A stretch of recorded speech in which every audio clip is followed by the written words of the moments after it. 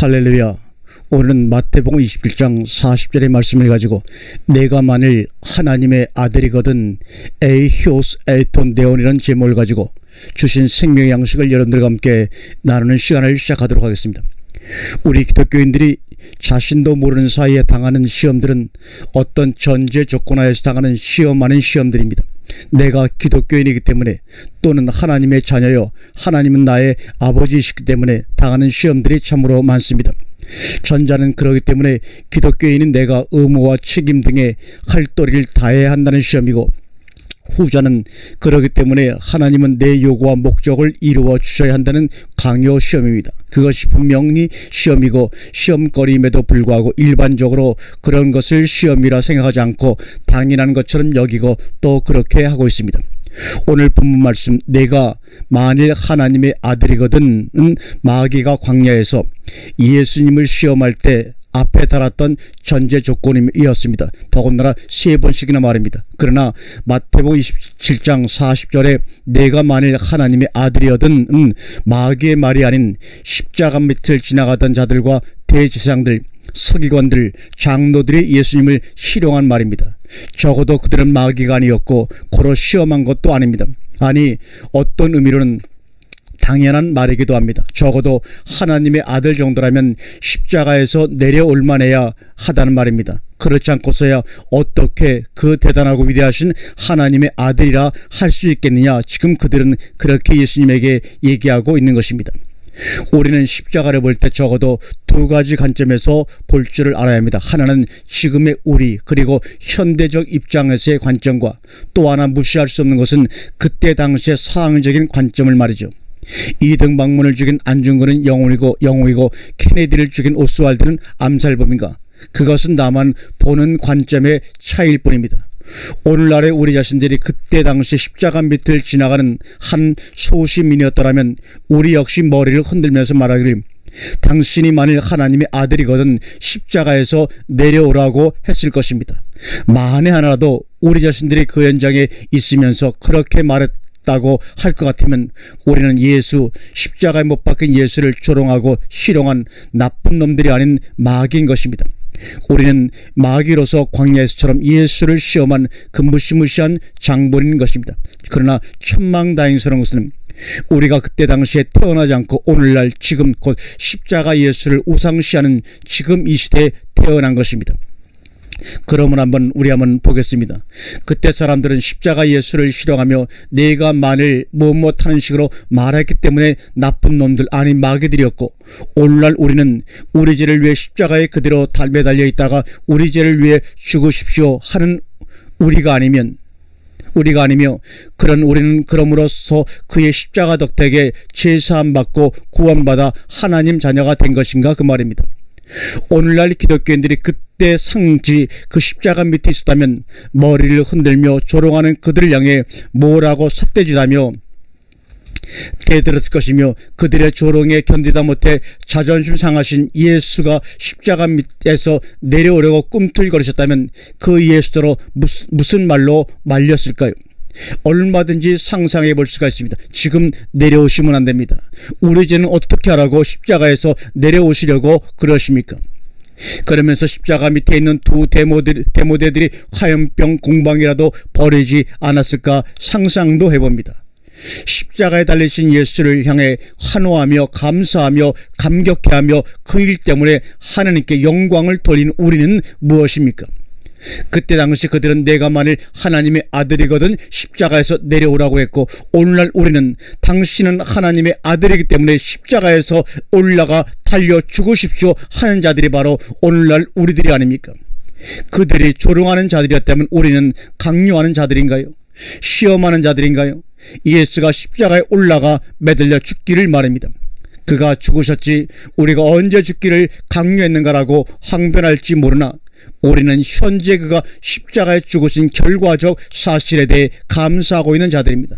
만약에 그 사건이 없었더라면 우리 죄 문제는 어찌 해결했을 것인가 하고 아찔할 정도로 말입니다. 그러나 그러기 이전에, 즉 그 결과적인 사실을 인정하고 수용하고 긍정적으로 평가하고 있는 이만큼 우리는 그 결과적 사실의 역사적 현장으로 되돌아가 볼 수도 얼마든지 있습니다.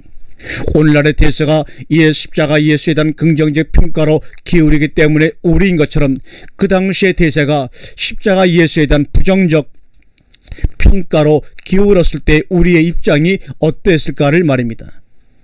우리가 시험을 하는 사람일 때 얼마든지 시험에 들 수 있다는 사실을 우리는 알아야 합니다.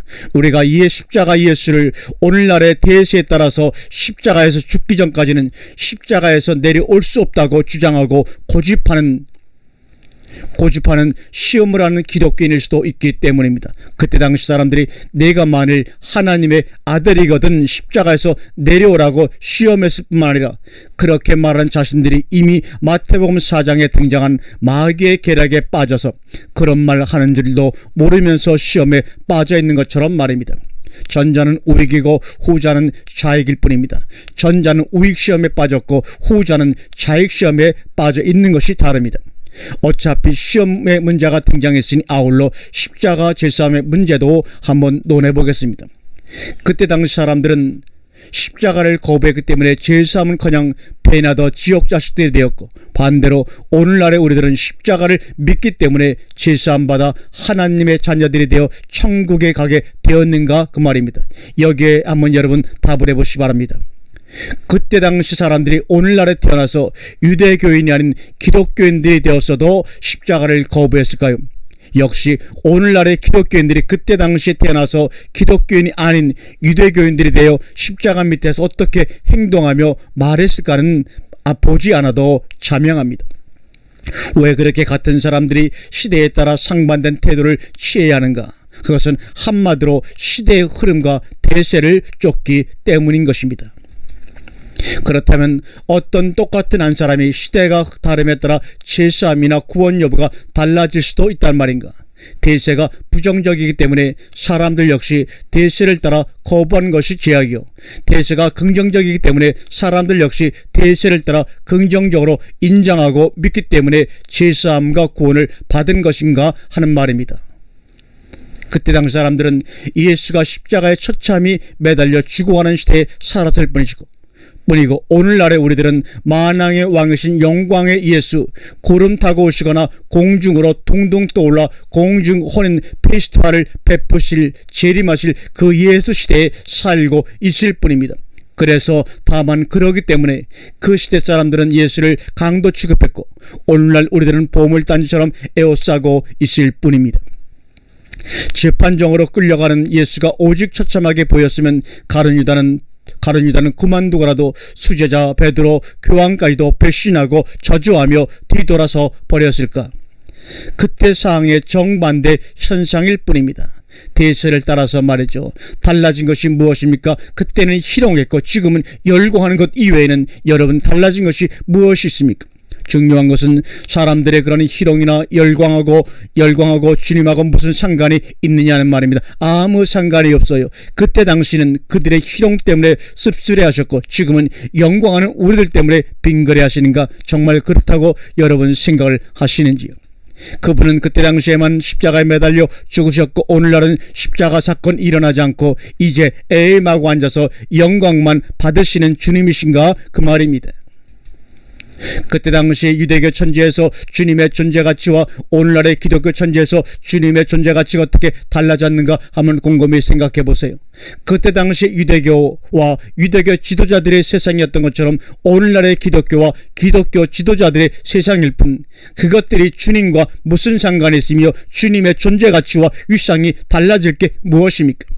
그때는 그때 사람들 스스로가 예수를 땅바닥에 내동댕이 쳤을 뿐이고 오늘날은 오늘날대로 오늘날의 사람들에 의해서 예수가 하늘 높이 떠받들어져 우상화되었을 뿐 무엇이 달라졌다는 말입니까? 그때 당시 유대교와 율법이 행세를 하고 유행했을 뿐이고 오늘날은 기독교와 예수 믿는 것이 유행하고 있을 뿐입니다. 그때 당시도 성전 안에서 소와 양과 비둘기를 파는 장사꾼이 득실거렸고 오늘날도 교회 안에서 성부, 성자, 성령을 팔아먹는 장사꾼들이 득실거리고 있습니다.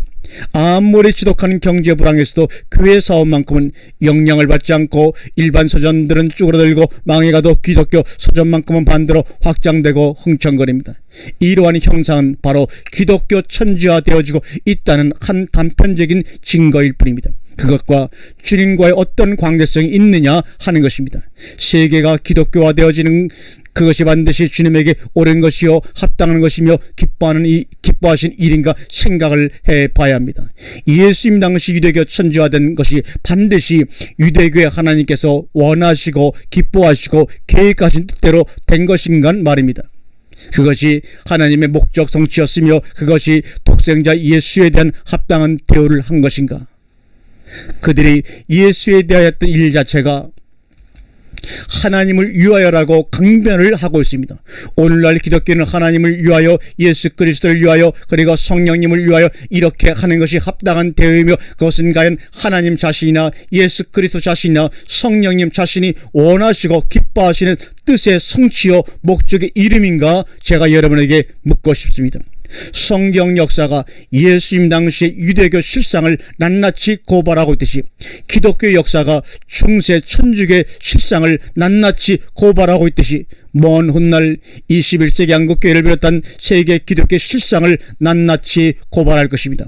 오늘날 기독교 천지에서 활개를 치며 천방지축 종횡무진 하나님을 위하여 동문서주하는 기독교 지도자는 그때는 이 세상에 없을 것입니다. 그러나 그들의 이름과 직함 그리고 활약상들은 그대로 살아남아 있어 그들의 활동하는 결과만큼 그들의 이름의 똥바가지가 덮여 씌어질 것입니다. 소위 하나님과 그리스도의 몸된 교회 그리고 한국 복음화 세계 복음화를 위하여라는 거창한 명분을 내세우고 큰 일을 해내신 위대한 지도자 동지들 이름들 위에 말입니다. 그동안 많은 사람들이 날들어 이르되 주여 주여 우리가 주의 이름으로 선지자 노릇하며 귀신을 쫓아내며 많은 권능을 행치 아니하였나이까. 그러자 그때 주님 말씀하시기를 내가 너희에게 밝히 말하되 내가 너희를 도무지 알지 못하니 불법을 행하는 자들아 내게서 멀리 떠나가라 하리라. 아멘.